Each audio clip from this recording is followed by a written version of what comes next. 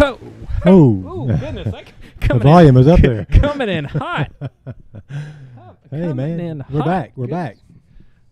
Oh. Can you hear me? Oh, yeah, I can hear you. I'm just trying to Loud make sure, and clear. Yeah. make sure everything that is going because I came in here on two wheels. Yeah. And, you know, I like to start the show at 5. We're running a little bit late, but hey. Hey, we're ragtag, but we make it happen. Yes. Hey, so we got audio and video. We got video for sure, but oh, yeah. we're good. Okay. And we got one person out there watching Awesome. already. That's great. Thank man. you for watching. Yeah, thanks for watching. We appreciate it. Why don't you share with your friends, like and subscribe on Facebook Absolutely. and YouTube, and hit the notification bell, and you won't have to sit around and wait for us. You hit the notification bell on YouTube, and we come to you. And when we're live, it sends you a message. It says, hey, That's right. Running Theory is live. And we got that newfangled thing. That new thing that just started, Instagram. Imagine we that. got Instagram. We posted a couple pictures this weekend of us out running. We ran 6 miles yesterday. Yeah. And you know what? The bad thing about it is like you, and we took a picture with our friend Jamie who came around with us. Pollyanna ran with us also, but sure, yeah. She had taken off to run with other people.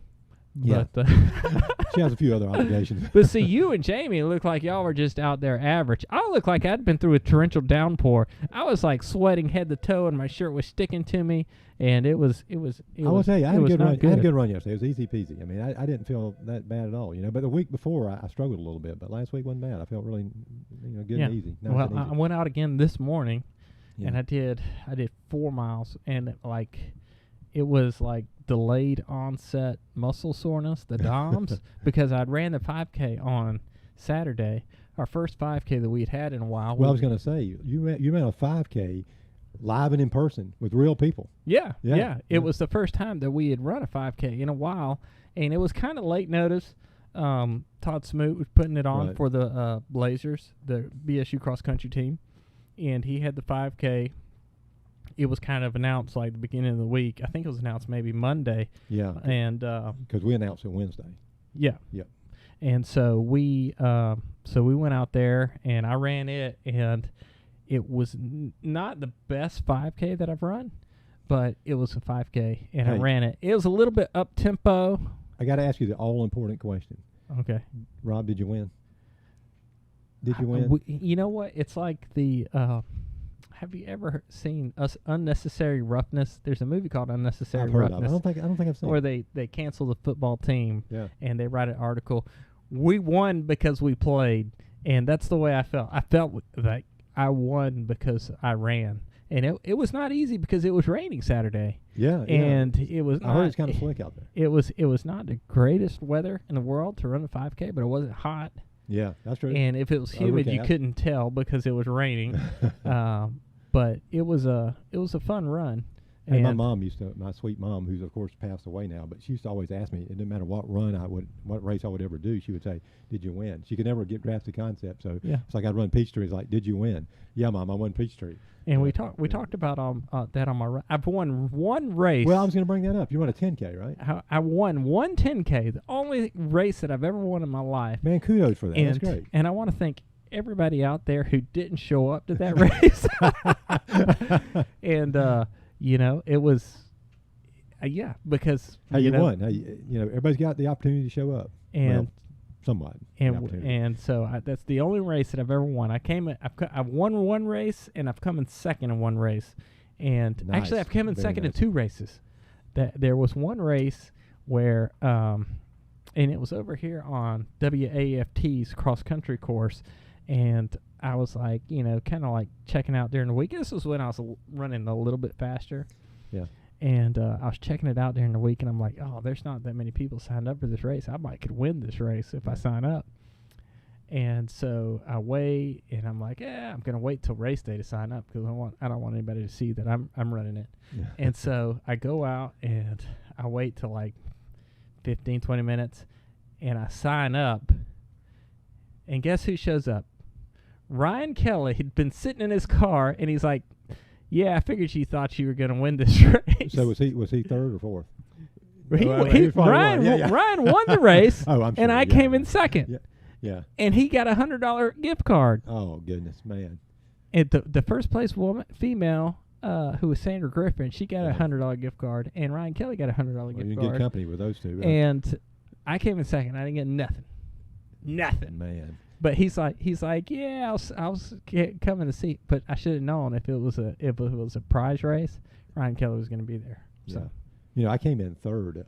Ryan came in first when we did that race, that zombie run over there where Crystal's from. Remember that? Pelham. Yeah, I came in third in that race, if I remember correctly. Yeah, I remember the race. I don't remember what I came in or. You didn't run? Yeah, I ran it. You ran the next year. Maybe I ran the next year. I didn't run it. You were kind of on the sidelines the year that. Yeah. Now that I remember, I didn't run it the first year. And then I came in fifth over in Eccles County. There was one guy ahead of me. He wouldn't give in. The loser would not give it. Oh, I'm sorry. That was you. That fourth place guy wouldn't give it up, man. Yeah. No. But so it was a good race, and good news is if you missed Saturday's race, we got another one right around the corner. You talking to me? Yes. Well, I will say, I got to say that I there's a lot of work. I can't make it on weekends. That's just impossible. Holidays and weekends, I can't get away.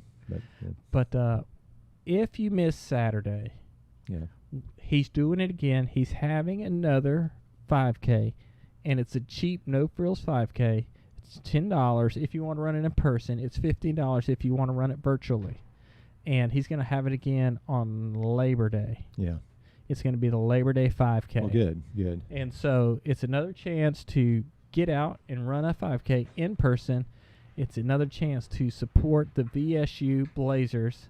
The cross-country team was one of the few sports that are actually competing this fall at the collegiate level.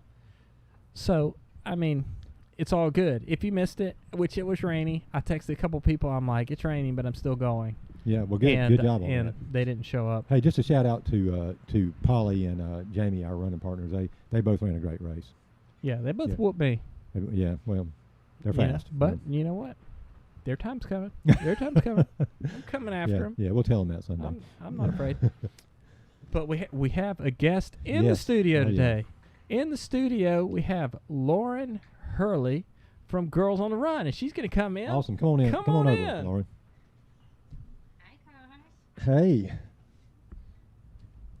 I haven't officially met you. Oh, or am I not hooked up? Yep. Go ahead and all we ask is if you talk into the microphone. Okay. Can I hear myself? Yes, I can hear myself. All right. Cool. You can hear yourself good? Yes. Yeah. Good. Nice. Awesome. So, Great. Lauren Hurley.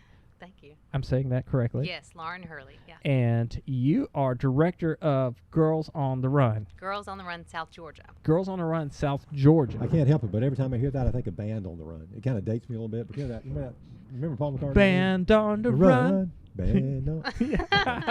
But it's an album, man, and a song that Paul McCartney wings. And every time I hear that name, I think Band on the Run. Yeah. Just a little senseless, so nothing there. Tell us what we got for Girls on the Run. So which my daughter you told me does Girls on the Run. Yeah, she did Girls on the Run. She was in third grade last year. I think third grade's the year that they can start doing Girls on the Run. Yes. And they had it the first part of the year, but I think the second part maybe COVID. Let me ask you before we get Lauren in, Rob, just to get your perspective on it. Why is Olivia doing it? I mean, what drew you to it? Because I want her to be a runner, of course. Okay, so the running aspect of it was a big part of it. It's good. It's kind of introduces. Which this is the part she can explain about because I didn't go into the whole program, but it's a good way for them to start at an early age through the school, and they can build camaraderie outside of the classroom with fellow students. Yeah. Girls who are running. So okay. But go ahead.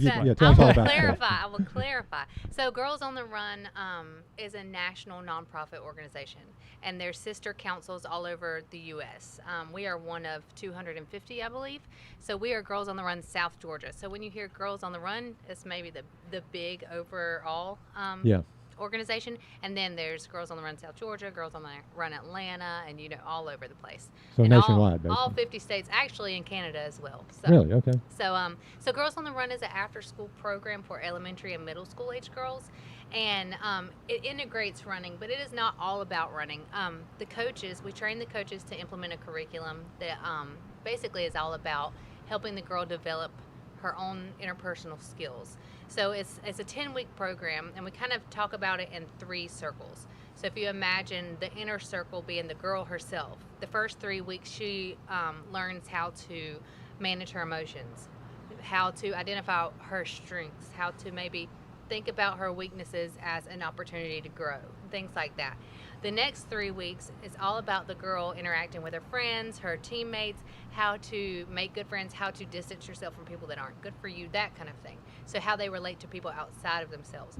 The next 3 weeks is about community. So they identify what community they're a part of. Is it Valdosta? Is it Lowndes? Is it their school? Maybe their church, their friends group, anything that they associate their community with, and how they can impact their community. And you might be saying, well, where's the running? Where's the running? So the running is they're at the actual lesson for about an hour and a half. The running portion is about 45 minutes, sometimes more. But the running portion, really, we want the girls to be able to set a goal and meet a goal. And running is a great way to do that because they're active. They'll talk to you more openly. I don't know if you two have experienced this, if you're with a child or even an adult. If you talk face to face, sometimes people can get awkward or not want to open up. Yeah. But if you're asking sensitive questions and you're with a young girl and she's running beside you, you're doing something active, and I'm sure you both feel this way with your running mates, that you open up whenever you are active with each other. I don't know anything about Rick. We've been running together for 10 years. Who are you? Yeah. Right. No, you tend to talk a lot. You're right. I mean, you definitely open up when you and really meet people, Exactly. And maybe it gives you a different headspace when you're running. So we give them activities during their laps. They set their own goals. It's not competitive. They work on their own development. So the girls will do part of the lesson during the lap. Maybe we give them something to think about when they start the lap, and then when they come around they have to give us an answer or something along those lines. But the curriculum is used with every Girls on the Run program in the country. That we all do the same thing at fall and the spring season. So before, when you were talking about your daughter did it in the fall, some schools just do it once a year. Some schools do it both times of the year. All of our coaches are volunteers, and for the most part, the volunteers are teachers. So right, and they're unpaid because they're volunteers. Yeah. So some teachers are like, I'll do it in the fall.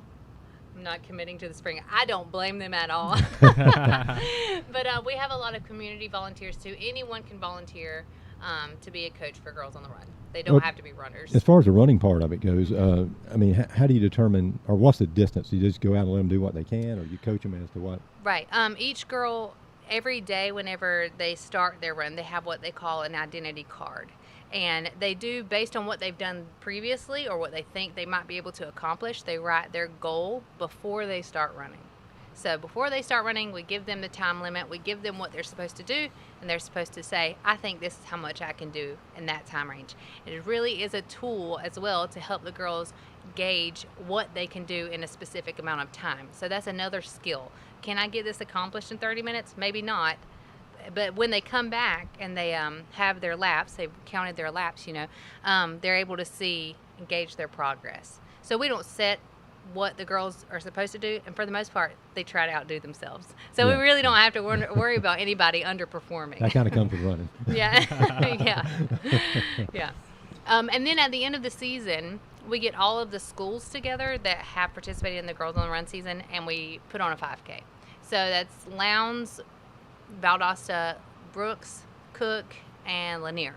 So 5 counties all come together on that one day to do a 5K together. And that is really significant to the girls because sometimes they'll think, oh, well, this is just something that happens at my school. Mm-hmm. Or they did a community impact project as a team, but now they're realizing that all of these teams have done the same thing. All of these teams have done a community impact project. They've all run. They've all reach for their goals. And whenever you have that 5K day, everyone knows the excitement of a 5K. Mm-hmm. But when it is 500 people and 300 of those people are elementary school age girls, the excitement is really a lot. Sure. Yeah. And they have DJs and vendors, so and they have it's a party. They have a blow up start race thing, and I mean great. it's fun.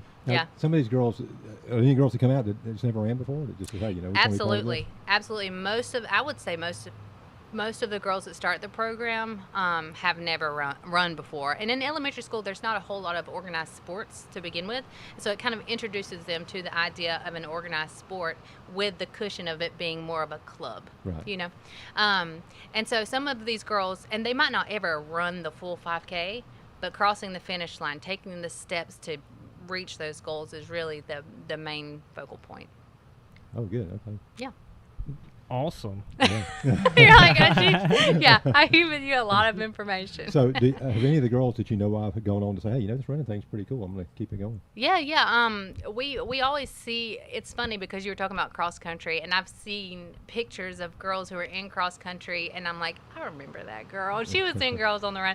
So some of them do carry on the whole like running thing, but we always see, and we've heard from school systems and all of our teachers that are coaches, and the coaches or teachers that aren't even coaches, say that it helps improve the girls' morale overall because they are a part of something. They feel better. There's this positive energy that's being poured into them, and they're pouring out to their fellow teammates. So it really helps in a vast array of areas. It's not just running or being active. It could be their behavior. Like I said, we teach them about how to intervene, how to be a stand-byer instead of a bystander. We talk about a whole lot of things, a range of things. So some things that I was previously a social worker, and we do the I feel statement. That has done a lot in counseling. So these girls are learning things in 3rd through 5th grade or 6th through 8th grade with our middle school program that some people don't learn until adulthood, and then find themselves in situations where they need counseling and things like that, which is never a bad thing, by the way. Sure. So how long does one of these sessions last? An hour and a half. Each session lasts an hour and a half. They go twice a week for 10 weeks. But this is the thing that's happening this season is there's no after-school programs allowed at this time because of COVID, and understandable. So we're doing a virtual season. What will happen is the lessons are changed a little bit to be able to fit in a virtual space, and the coaches will set up the workouts for the girls. They will be held accountable to do them either with a parent, with a sibling, someone that they're close with, or by themselves. So they'll have an activity bank. If they can't, if they don't have a safe space to run, if they don't live on a place where they have maybe they live on a busy highway, that's not really safe for a girl to run out there. So there's also an activity bank for them to be able to stay active, but maybe be safe at the same time. It looks like I'm either going to be running more miles or Crystal be running more miles. Hey, that's good. So that'll be good. It's a win-win either way, right? Yeah. And so are you still using the same volunteers? People in the school will still be doing the virtual. Yes. Setup? We have typically in a regular season in person, we have about 30 to 50 volunteers. This season, we have fully taken into account that the registration will be lower just because it's a virtual session. So we have a handful of coaches who have coached multiple seasons, and they have volunteered to say, I'll take on this virtual thing, me being one of them, and say, we'll try this out. This is kind of us keeping up with the times right now. So what kind of hours are you working? I mean, as the director? Yeah. I'm the director of Girls on the Run. Well, I work I would say, it depends on what's going on. Today I've worked since 8 a.m., but maybe, Right. some other days I'll work a little less. It's just what we need to be doing to get where we need to go for the whole season. So the interactive virtual thing, which way, how are they going to, is that going to be Zoom type stuff? It's going to be a Zoom meeting. Like I said before, whenever I was talking about the program, a vast portion of the actual lesson is conversation, is activities, or talking about things. I don't know if you've ever pitched an idea to a group of 12-year-old girls, but you'll get an array of responses, and they really do. They need that social interaction, but mostly they like to be heard. And a lot of times, if you get in a room full of girls and one opens up and says, "I've been feeling this way, and it's really been making me feel bad, and I think I'm alone," every other girl will say, "I feel that way too," and that just validation is so it changes a girl from being meek to confident. It really does. That's something. It really is. That's great. Well, I have 3 girls, so Yeah, I'll have 3 going You'll through be the running for a program. while, Rob. And girls, well, I have a 12-year-old boy, and He then runs I have, too. Yeah. and then I have 3 girls, and you don't have any girls. No girls. Girls No. are different. Girls are different than guys. Yes, Yeah. yes. I always have, especially men. I don't mean that in a bad way. Say, well, what about boys on the run? And it's been proven at a certain age, around elementary school, girls, as far as confidence levels, for some reason, girls tend to shy away, and boys just gain that confidence. Either they are reinforced in some way, in the society we live in, or something is going on in school, maybe in schools, maybe with their friends. A lot of times, when boys do things, it's very overt, and you can see them. When girls do things, it's a little bit maybe extra or introverted. Just as boys in school, if a boy's getting picked on at school, it's usually very overtly. If a girl is getting picked on, it's usually she's being excluded, that kind of thing. So you see the difference in the way that boys and girls develop through that age range. And Girls on the Run is just there to kind of lift them up a little bit. Awesome. Yeah, that's great. It is good that, they can start young like this because, a lot of kids just don't get that. And I know when I was a kid, I used to be pretty active, and I think that kind of parlayed itself into, as I got older, because it seemed like I've always been active. And, I think doing that when I was younger just kind of painted that path, I guess. Right. In a sense, yeah. Right. And I think sports in general, the discipline that you get from sports and just the reward, you can tell that your confidence grows a little bit, and you get to see what your body can do, and that really does boost confidence. So, and that's important for everyone. Right. Now, you said you were a social worker. What drew you to this plan or this program, and how did you find out about it? Well, I found out about Girls on the Run just through an ad. They were actually looking for a program coordinator, and Claire Walton founded Girls on the Run here in Valdosta. She had experience with it in another state with her niece. Her niece had gone through the program, and she wanted it here for her daughter. So she goes to Westside Elementary.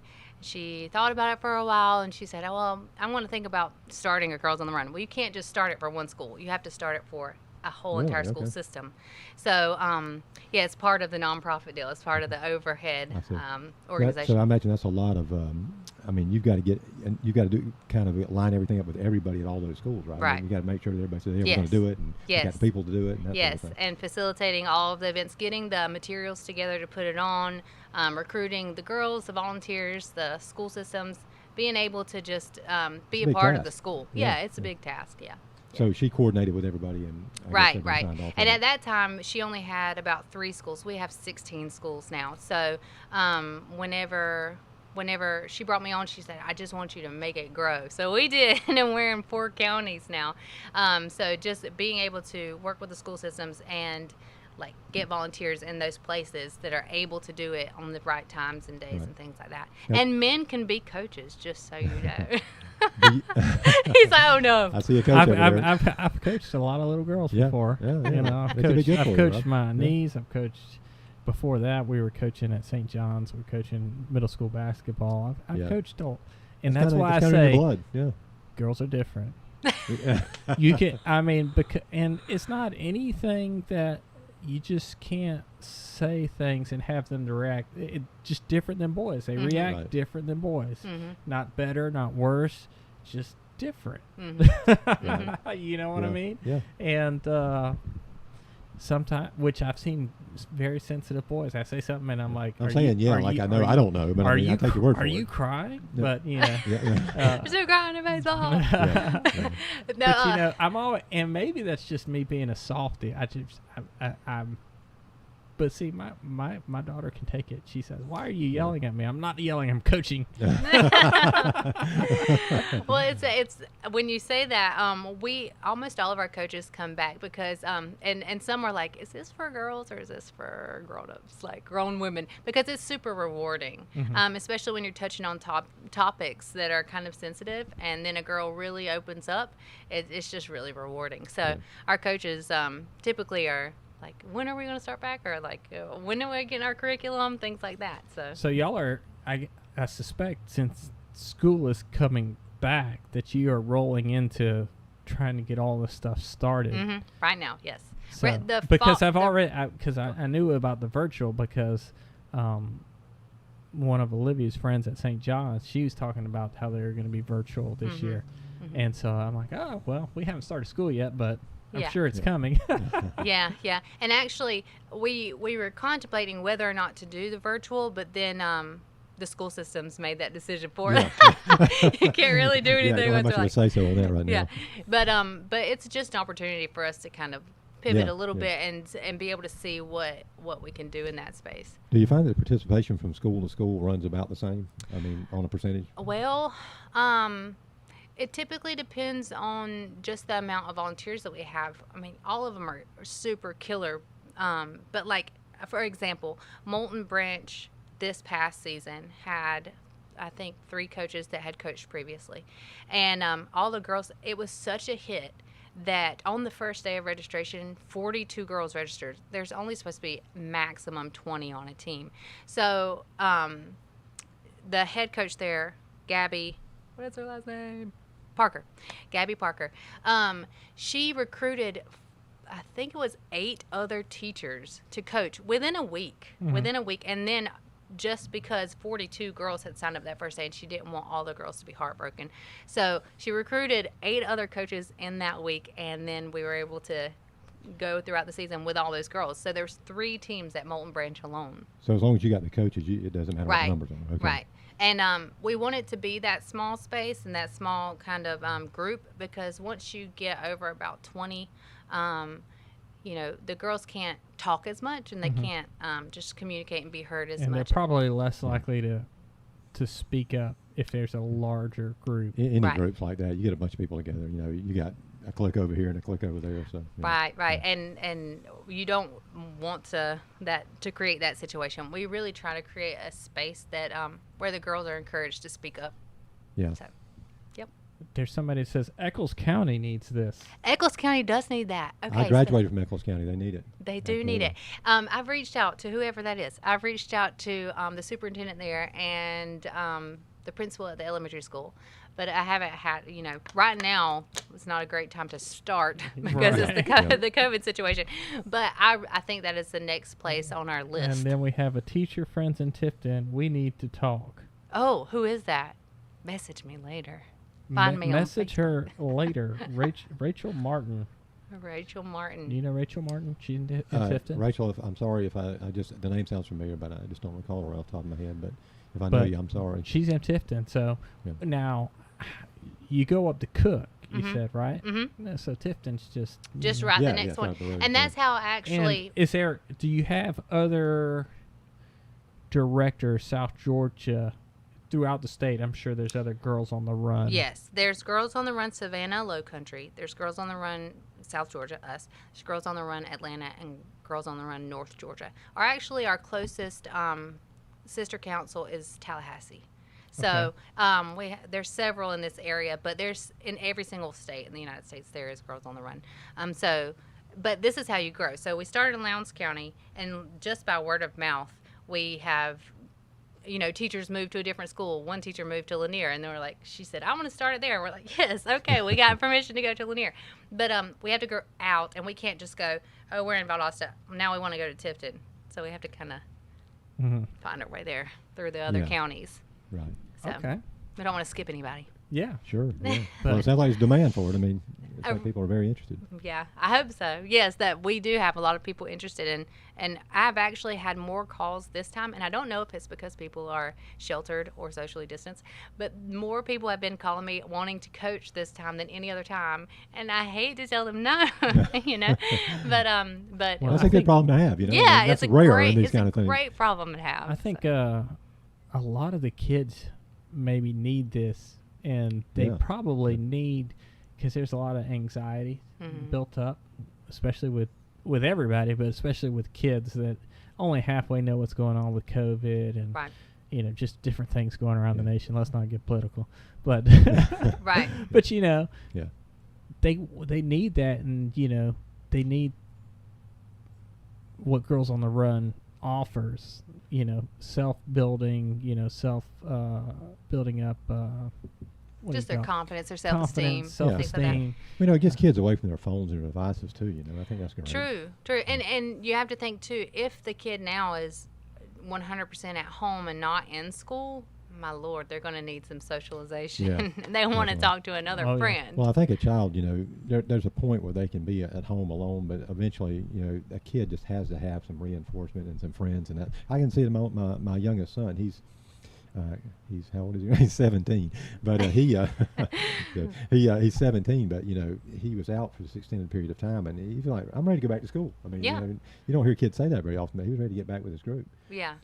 So. And it's really important too to just the girls learn a lot from each other, and we do it kind of a mixed bag of 3rd through 5th, not just straight up 3rd graders, 4th graders, and 5th graders, because you'll find in a group of people, and I know you find this in whatever group of people you're in, there's more dominant personalities, some people that are shy and all this kind of stuff, but it really teaches girls how to work in a group, and when they do that first part of finding their strengths, knowing their weaknesses, all the girls share that. So if we were in a group and we were in Girls on the Run, I would know your so-called strengths and weaknesses and yours as well. So that automatically makes us more vulnerable to each other. And that makes us better teammates. That makes us closer innately. So it's really a good way to connect. So tell us about your running history. My running history. Okay. So I ran in college, just started running in college. I'd always been a swimmer. I was a swimmer my entire life. So land sports weren't really my thing. You know what? I told somebody, I think it was, maybe I told y'all, I can't remember. I said swimming is for people who don't like to sweat. You said that yesterday. It is true, but you would be amazed how hot you get. You can get a red face in the pool. Well, you know? my daughter, she's on a swim team, and my niece is on a swim team also. So I couldn't be on a swim team because I like to breathe too much. You know. As a swimmer, I got to ask you something. Is it true that? Well, I'll just put it this way: I can't float. But some people say, "Oh, anybody can float," but I cannot float. Well, I can't sink, so you can't sink. Wow, that's crazy. Sink. Yeah. So can anybody float? I think anyone can float. I think you have to relax. Yeah. You're too tense. I'm too tense. Yeah. A teepee and a wigwam. You ever heard a joke? Yeah. So I started running in college. Just I think I took a jogging course or something, but I wasn't ever really. You got sweat in this, right? There was so much sweat. They're so sweaty. But then, you know, I've always kind of gone to the gym and things like that. But then when I started, I coached for Girls on the Run as a volunteer to begin with. And I fell in love with it. And I realized that in my older years, I'm not old by any means, but that running was not as old as Rick. You got that right. Running is a great way to release anxiety and stress and things like that. I mean, the runner's high, this is a thing for a reason. You feel great after a super long run. So, but most recently, I trained for a half marathon with my sister, and that was intense. Yeah.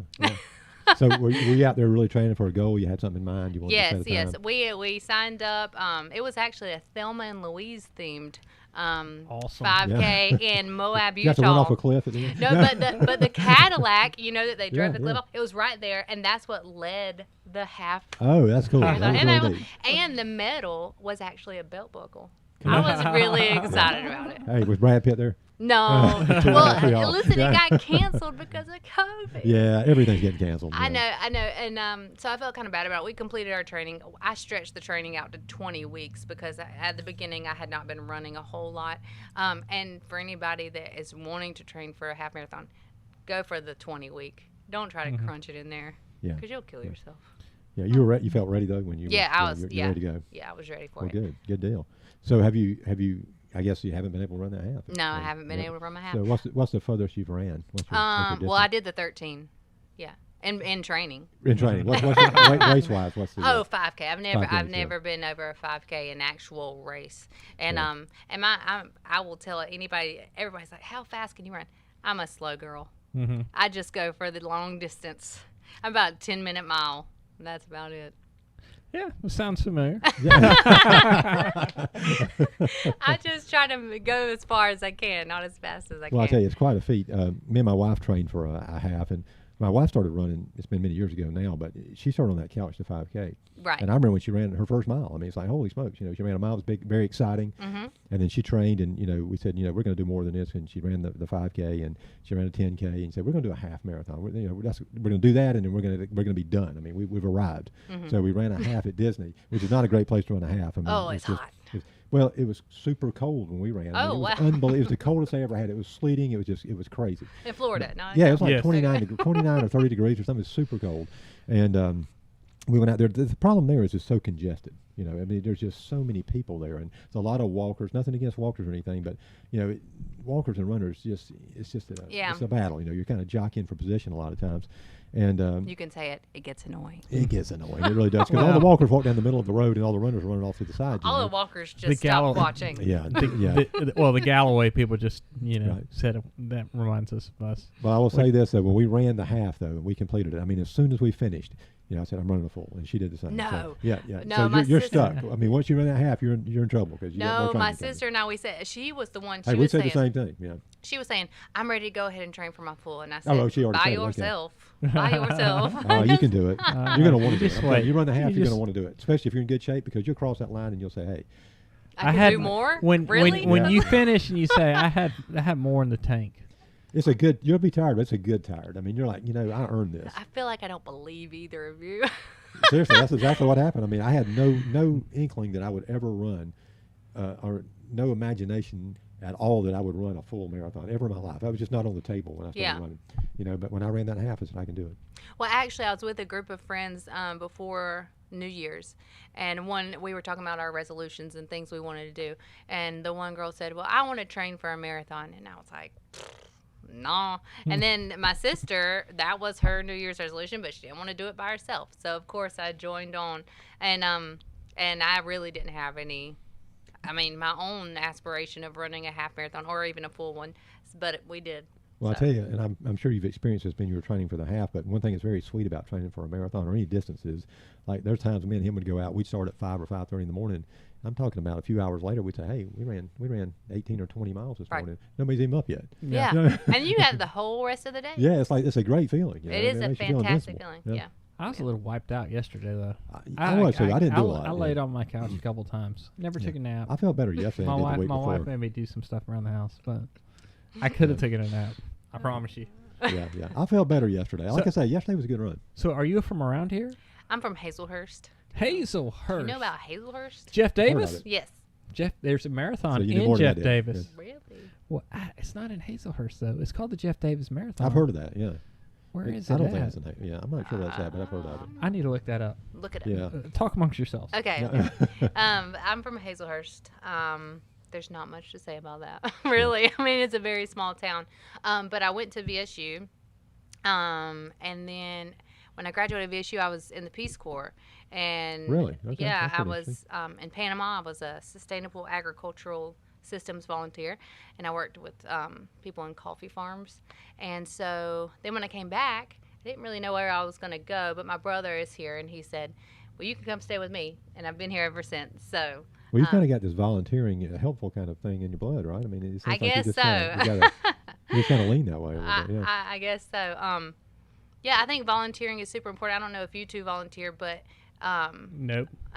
Volunteering has always been. I don't know when I was first introduced to volunteering, but the only problem with volunteering is people ask me to, and then I have a hard time telling people no. Yeah. And so then I get a little strung out on things, and so I've stopped volunteering, and just wait for people to ask me to do something. Yeah. I volunteer some, and people say, Yeah. people say, and that's the hidden secret. People say, well, really, Rob will do it, but you just gotta go ask him, and then I'm like, now we know. Did you find where the Jeff I got Davis? 4 kids now. It starts in Fitzgerald, Really? and then it runs through Abbeville Historic Gymnasium in Abbeville, Georgia. The finish line is in Jeff Davis Park in Irwinville, Georgia. But it's called Chasing Jeff Davis. When did you do that? Is that somewhere? It's hot. It's in April. Oh, it's in April. Oh, goodness, yeah. Yeah, that's like way too hot. That's too hot, yeah. But you should do it. No. Just for the namesake. Just for the namesake. So what was your major in VSU? Actually, I majored in psychology, but that's not that was the first one. And then Well, I was. She liked school too. I was never a psychology major. I was an education major for half a semester. I was a music major for about a half a semester. Special education major for. What'd you wind up with?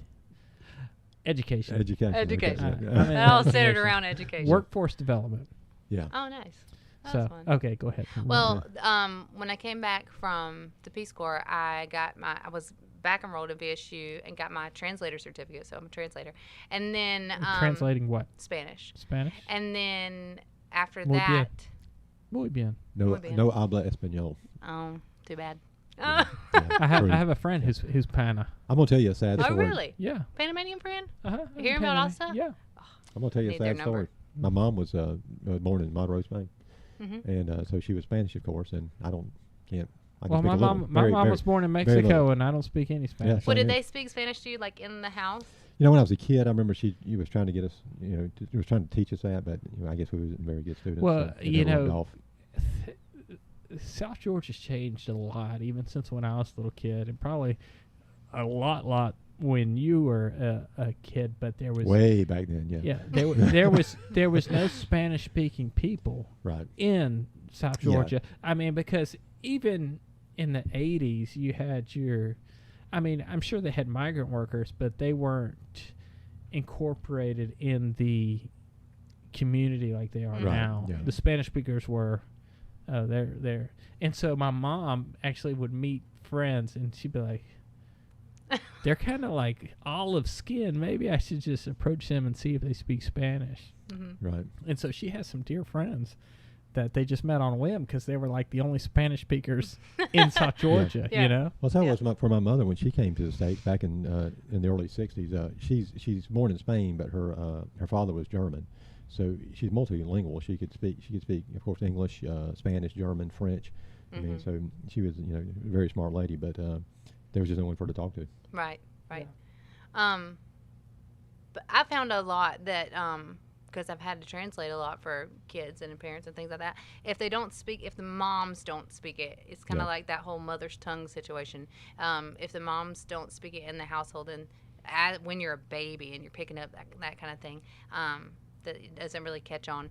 But I do have some friends though with like mixed children and things like that, where one parent speaks Spanish and the other parent speaks English, and they kind of do a back and forth situation so that the kids can kind of So go back. everybody knows Jaleesa. Do you know Jaleesa who Jaleesa. translate?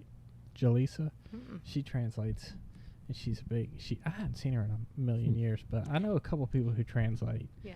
Yeah. And It's very interesting. yeah. Yeah, it seems like it would be. I wish I could speak another language. In fact, you know Brett Wagonhorse? Uh-huh.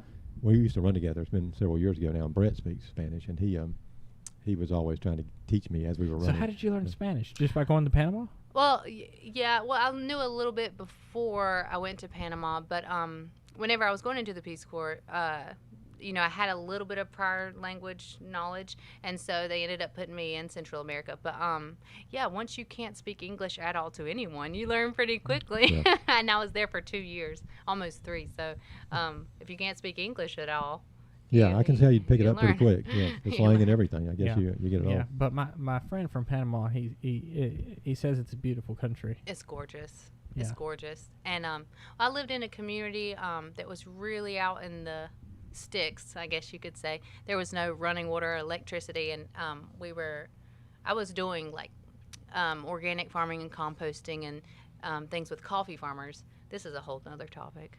Hey, this is the running theory. We talk about we anything. take a topic and we just run with it. with it. Yeah. Okay. But at the time when I was there, the coffee farmers were experiencing this bug that would come in, and it was called La Broca, and it was a tiny, tiny beetle. Sounds like a mean mother. Yeah, he was. Yeah. And so he would burrow in the cherry. If you've ever seen coffee, he would burrow into the cherry, eat the bean, which is the valuable part, and leave. So when you look at it, you can't tell anything. But then when they would gather up their harvest to go weigh, it weighed nothing because the bean is the majority of the weight. And this was wiping out coffee farms in Central America. So that was what I was working Awesome. on working on. So what became of that? Did they eradicate that, or? It's actually, they did something very interesting. They introduced a wasp, like some kind of wasp that would eat or prey on the beetles, and that's kind of how they got around that. It's not gone by any means, but you can control it much, much better. Yeah, that happened with bananas. Bananas were about to go, and they may still be. I mean, bananas are fixing to be gone. Can you imagine the world without coffee, though? Yeah. I can because I don't drink coffee, but I mean, I'm sure that would be rough for a lot of people.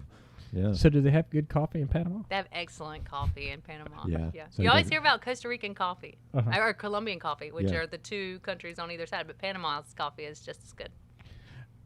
But you know what? That's interesting because I read an article where down in the Keys, they're releasing these biologically altered mosquitoes down in the Florida Keys. For what? Hell if I know. Why are they doing that? Tell them to stop. I didn't read the article. It freaked me out. The headline freaked me out enough that I didn't want to read the article. Hopefully they'll populate what's out there and kill them. I just text, I have friends that we just text random, articles to. I just, screen shoot them and send them. I'm like, there's no way this can go bad. I didn't even read the article because I know what's going to happen. It's going to go crazy. Yeah, like kudzu. I mean, next thing you know, it'll be everywhere. Well, after I started on this topic, after I got my translator's license, I went back, and now I have a master's in public administration. So that is the end of my Did you get that from VSU too? Yes. Awesome. Yeah. Blazer for life. Right. I owe them a lot of money. I know, my son. Yeah, same thing. Do you get the urge to ever go back to like Panama or any of those countries? I've been several times back to Panama, so yeah. You like to do that work again? That kind of thing? Well, yes. I'd love to go back. Yeah, I would love to join. Hey, there's no age limit. On the Peace Corps? There is no age limit. I know we were talking about, making fun of you earlier. But listen, there is no age limit, and people can do it at any time. In fact, I plan on retiring in the Peace Corps. I think I would, when I hit retiring age, I'm going to say, I want to go to Thailand. I want to go to, somewhere else. It's just a really cool thing to do. And it's super hard. They pay you? Absolutely not. No, they pay you a stipend. So this is the way it goes. Depending on what country you're in and what you're doing, you will make the same as your neighbor. Okay. So, I made $5 a day. They're socialists. Right. Yep. No, they're not socialists. But do they take care of your health care or things like that? Or if anything goes awry, yes, you can go to the doctor. Okay, that's interesting. We could have a whole show on the Peace Corps. You could, because we have a group. There's a returned Peace Corps volunteer group here in Valdosta with all sorts of people. That's an interesting conversation. I think I know a couple people. One of the Farwells, they have a girl that went into the Peace Corps. She graduated from FSU, and I think she's went into the Peace Corps. Yeah, it takes a certain person couple years to do that, I think. I mean, if you're young. No, if you're not, if you're childless. Well, yeah, that's true. But I mean, take a couple years to see the world. I mean. Yeah, that would be great. I think I've told you before. I wasted several years of my life just random stupid stuff. I wish I'd been smart enough to do that. I really did. Yeah. But you don't choose your territory, right? They kind of say we need. Well, I think the process has changed a little bit now. Whenever I joined, that was back in 2011 was the year that I was put in. But it was super competitive at that time because there was a lot of applicants, and I think through the times and things have changed and things are going on, there's been less applicants, so the process is way easier and more streamlined, but it takes a long time. I started applying, now this is back in 2010, I started applying probably my sophomore year of college, and I got the invitation to go my graduation day. Yeah. So it took a very long time. It's kind of like they screen you and screen you and screen you. I can understand that, though, because you don't want somebody to get over there and say, hey, where's the air conditioning? Or somebody be like, I want to join the Peace Corps and go. And no, it has to be a very conscious, thought through decision. And what's the one that they have that travels just in the United States? AmeriCorps. Mm-hmm. Now, are they intertwined or related in any way? No. I think they're both federally funded, but they're not connected. Interesting. One was President Kennedy, one was Clinton. Really? Yeah. Clinton was AmeriCorps. Yeah. AmeriCorps was Yeah. Clinton. Okay. I didn't realize Kennedy started Peace Corps. I didn't Yeah. realize that. Yeah. I think it was 1963. I'm gonna tell you how old I am. I was born when the year Kennedy was assassinated. Hmm. Yeah. You remember it? I'm just kidding. I wasn't quite that old, but I remember a lot of things along the way, though. You're right. That changed a lot of things. Yeah, it sure did. Awesome. Is there anything else? Well, actually, that's why I picked my phone up a while ago. I wasn't trying to ignore you. I made a few notes. I just want to make sure that we covered all. Let me ask you this, and you may have said this already, but we'll reiterate it if you did. Right. What is your territory as far as Girls on the Run? Right now, which if like the lady in Tifton said, hey, call me. If we have anyone in any surrounding counties that call us and say, I want to start Girls on the Run in my school, or it could be a community person, just a parent that says, I want to have it at our school. All they need is a couple of volunteers, and that's it. And the school's permission, obviously. So you automatically pick up that area then? Right. Well, we have to actually apply to be. We do we pull demographic information about the county, the poverty rates, the things that kind of influence how much the girls pay for registration. The registration, I should mention that, the registration is on a sliding scale. So it's based on household income, so that it is just as attainable for a family that makes under $20,000 as a family that makes above $75,000. So the registration fee is a sliding scale, and so as far as territory is concerned, that's the process in getting spread out. But right now we can be in any elementary school or middle school in Lanier, Brooke, Cooks, and Lowndes, just because we're already here. Mm-hmm. Once you've established it, then you don't have to, ask permission. But you're the director for all those. Right. Yeah. Okay. So if it continues to grow through Georgia, you could be the director of all of Georgia. I mean, is that no? No. Okay. All of South Georgia. All of South Georgia. Okay. South Georgia's got a lot of counties. It really does. And I was thinking about whenever that Tifton thing came up. I've had so much interest in Moultrie. So many people in Moultrie have contacted me, and I'm like, I can't skip. Yeah. I can't skip over, but I would like to skip over. I mean, if we got to Tifton first, we could obviously go to Moultrie then. Yeah. So it's just that kind of situation. So what is the best way for them to contact you or the organization? Right. So you can go to our website is www.girlsontherun.southgeorgia.org. But you could also email me. It's very easy. Lauren.Hurley at girlsontherun.org. So it's just my name and Girls on the Run. But we have a very large Facebook presence because, mamas love and grandmamas love seeing their girls and all this kind of cute stuff. That's a good way to get them. But our Facebook is just Girls on the Run South Georgia, and then we have an Instagram as well. We're on Instagram. We're on Instagram. Cool. Yeah. We don't even know how to use it, but we have his 17-year-old son. Hopefully, getting us up into the. Give him a title. Call him the social media or marketing director. That's right. Marketing director. Mm-hmm. That's right. What did I tell him he could be? You said something. You called him you gave him a title. Yeah. I can't. Well, hang on. I can tell you. He's the marketing director now. Let me find it. Hang on just a second. But yeah, I mean, the kids know this stuff. The kids know how to do it. Well, you're young. You know how to do it too. Well, I do. I do know how to do it. Well, I don't love having to be on social media a lot, but it does help for this kind of situation when you are trying to get the word out. I have a love-hate relationship with social media. I mean, we're on social media. We love Facebook because we can go live from Facebook, and we love YouTube because we go live. There's just a lot of... Yeah, we just got to increase our presence on YouTube and Instagram and everything, but we're getting there. Yeah, and it's just like when Claire started Girls on the Run 5 years ago. I don't think she realized that it would catch on, and then, we're in every elementary school in Valdosta and Lowndes County, so that's a lot of elementary schools. Yeah. Just in our county, so it's spread a lot. Is there any outside sponsors or anything? Oh, yeah. Could you look at the back of my shirt? I don't really know. Okay. Rise, CJB, Guardian Bank, Hall Booth Smith, PCA, WB&T, Wealth Partners, Claire Walton, Palm Tree Travel, Thacker Dermatology. We had Dr. Back on. We had Dr. Back on, Renaissance Bank, Active Souls Company, Houston Sports Clinic, Chick-fil-A North Valdosta Road, Wiregrass, Valdosta Toyota, Animal Health Care.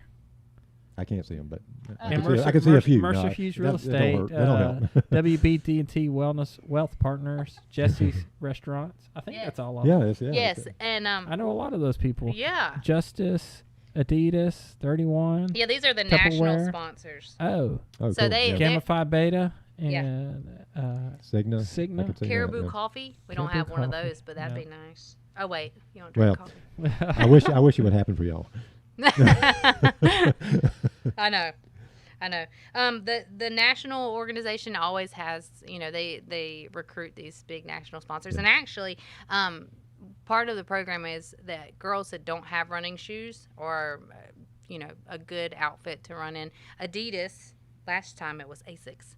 Last 2 years ago, but Adidas is the national sponsor now, so we get discounted shoes to be able to provide to our girls with no Sweet. cost to them at That's all. nice. Yeah. Yeah, because that's a situation. I run an Adidas. I'm no shame. I run Adidas. What's your favorite running shoe though? Hoka's. Really? Hoka have any. One. On. Not one. Hoka. And yours? I go between Brooks and Asics. Okay. Yeah, I like it. I used to run Asics all the time. Listen, if you don't, what are foot doctors called? Podiatrist. Podiatrist. Yeah. If you go to a podiatrist, everyone I've gone to, they say, wear Hoka's. Do they? Yeah, and I wear Hoka's.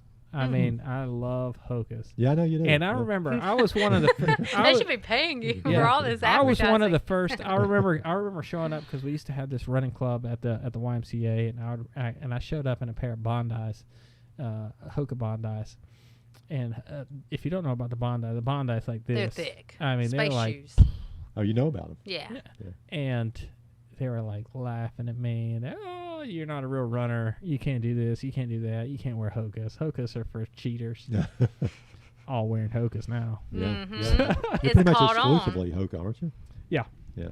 What are you running, Lauren? I'm wearing Nikes right now, but What are you running, Lauren? I have Brooks right now, but Yeah. they're so worn out. I need a new pair of shoes. That's why I asked.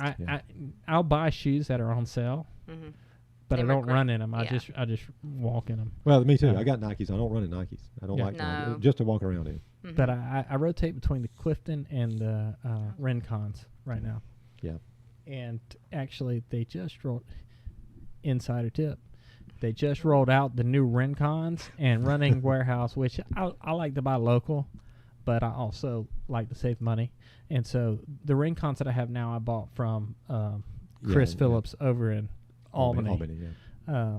But Running Warehouse right now has a deal on Rincons, $94, which is a good deal on shoes. Have you checked out the place in Thomasville yet that opened? I Active haven't been Souls. there. Our buddy Pollyanna runs with the Active Running Souls. Active Souls. Active Souls Running Company. Yes. Yeah, that's it. We need to have her on there. If Her you know her, sponsor. tell her to give me my name. Yeah, I will. That'd be great. And we enjoyed to have her coming on here because we want to promote local first. I mean, because I like Chris. He was in Albany. He had a store here. I used to frequent Relish, which was the running store in Thomasville before them. I used to love to go to Relish. It was in the back. No, actually, it was called Dash. It was Relish was the front store, and Dash was in the back. It was called Relish and Dash. But I enjoy going to running stores. Well, I do too. Yeah. Yeah. I just don't go very often, but. Do we have a lot of time left? We have all day. Yeah, Okay. Well, I know we touched on when we were emailing, but maybe texting. I'm not sure. The Ferris Lee run coming up. Yes. Is that you that I was talking about that with? Yes. Okay. So it just fell into our lap, kind of. I want to have her on the show. Lakeisha Brooks. They sell supplements, kind of tasty, healthy treats. Yeah, that'd be great. Like healthy snacks and things that have a lot of protein in them for people that it's not, I think it's vegetarian based and things like that. But they have a lot of good products, and her and her sister actually own the company. And Ferris Lee was their grandfather, which she could tell you all about this. I don't know. I'm trying to give you the backstory. But she reached out to me because she wanted to do something for, I guess, this area. She was a track runner at Lowndes. And whenever they were decided for the company, they were going to put on this run walk challenge. So the concept is that for the whole month of October, you register for this race, but it's based on mileage. So I think they consider children 13 to 17 and then adults 17 on. But the kids in the month of October, if they run 25 miles, then they'll be entered for the lottery winner, winning. Adults, if you run 50 miles, then you're entered to the winning. And they pick a male, female, adult, male, female, child, and the prize that you get is $250. What? Wow, there you go. Oh, well, Let's y'all say- run 50 miles. Oh yeah. Yeah. Piece of cake. Yeah, Easily. Yeah. It's a good week. Yeah. Yeah. Nah, it's 2 weeks. 2 weeks right yeah, now. Yeah. But I could do it for 250 bones. Sure. Yeah. Heck yeah. smart. yeah, you're going to be running anyway. Yeah. Let's hit the road now. But yeah, we want to get her So in to talk about what Yeah. she's got going on. And It benefits. So a percentage of the race registration goes to Girls on the Run South Georgia for all of our girls that receive scholarships for their registration fees. So, and they also, Lakeisha is doing it. I think another organization is on is Souls. Is it Souls for Souls? I think that's But it. they provide shoes to children. So, so she's a runner, and she reached out to Girls on the Run International because she was not aware that there was one in South Georgia. She hasn't lived here for quite some time, and she doesn't live here now. But when she found out about it's in Valdosta, and she was a Viking, so she That worked was out really great. into it. Yeah. Yeah, I forgot all about that. That's how the I did original too. conversation even started. But Ferris avenue. Lee, it looks like good stuff. I've been on their website, Mm-hmm. and so And it's really Yeah. affordable. Yeah. We need to talk to her. Yeah. It'd be great. yeah. So we'll get her in here.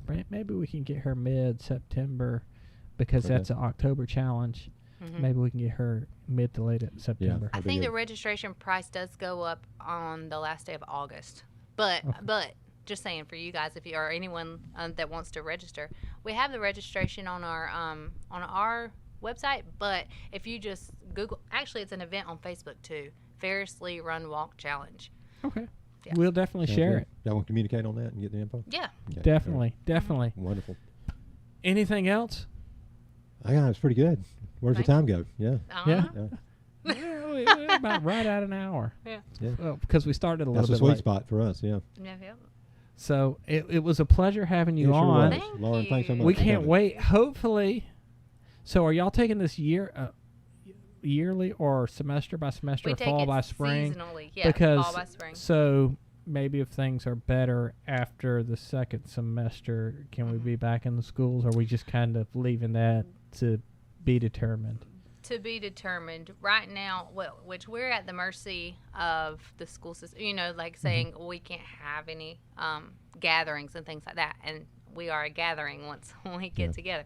So I think for the next season, the spring, we're definitely going to reevaluate and say we prefer in person, as does pretty much everyone. I Yeah, think. I think a lot of people, they just don't know what to expect. Right. And Right. so we can get back in schools and everything goes wonderfully, knock on wood. Yes. Mhm. Hopefully. Or so. it can hit the fan and then we'll be back at square one. Right. Let's hope for hopefully everything goes smooth. Yeah. I'm ready for And- some normal. I think Yeah. everybody else is. Yeah. So Might be normal now. Yeah, I you- hope you- not. You the might be new, right. the yeah, new unfortunately. normal. Yeah. I don't like when people say that. I'm like, Yeah. that's not. Yeah. I predict we're going to go back to normal. It's going to be a little. It's going to be a few months yet. This year is pretty much done, but Yeah. But I think next year things. 2021's our year. Oh, I think so. There we go. Yeah. you heard it here first. All right. Well, Breaking news. Yeah. we enjoy it. Hopefully, we'll see you later. Maybe we have you back in when we Right. talk about spring, or we can talk about when you have something upcoming Mhm. towards the end of the 10-week program. Maybe we can have some kind of Swing back around. We can bring some girls in. yeah, Yeah, that'd be great. sure. Yeah. Yeah, yeah. Okay. So, all right. Remember right. to like us on Facebook, subscribe to us on YouTube, whatever you do on Instagram, join us, whatever. Yeah. And what are you doing? Follow. Follow us. us. Follow us on Instagram. Get with the lingo, old That's timer. right. Y'all got me. All right. Well, we'll see y'all next week, and be safe. Have fun. Thanks a lot. Run a Peace. lot. Don't know Good how to job. song.